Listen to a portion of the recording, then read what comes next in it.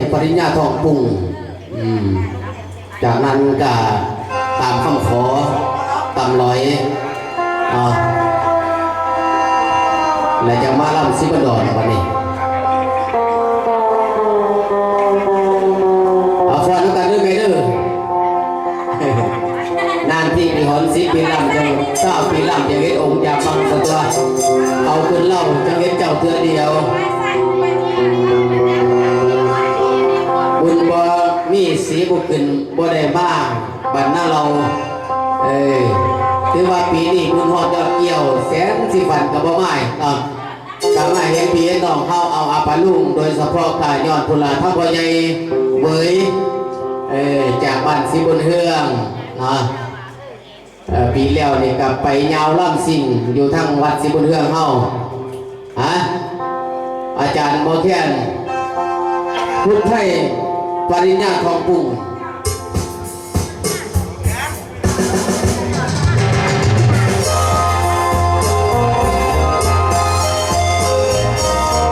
เอามาเป็นแดนเซอร์เนี่ย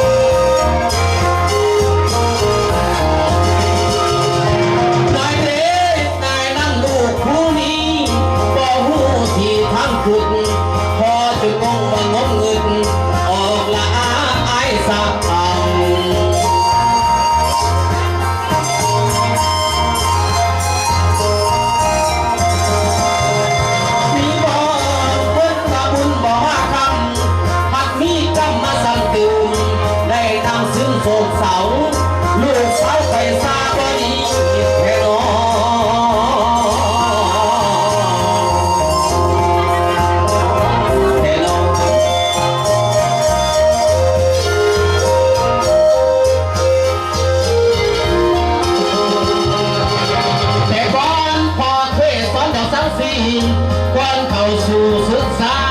ต้องได้ใบปริญญาจังคอยมาด้วยย้ำบานเฮียนบ่ทันจบสั้น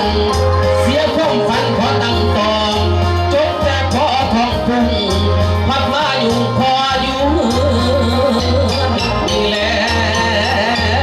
นี่แล้วนี่แล้ว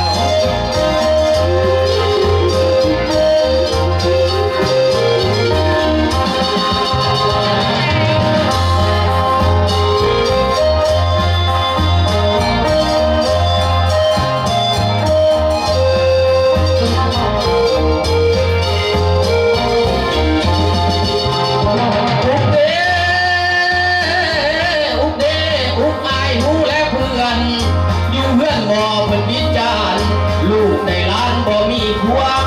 ให้ครอบครัวงง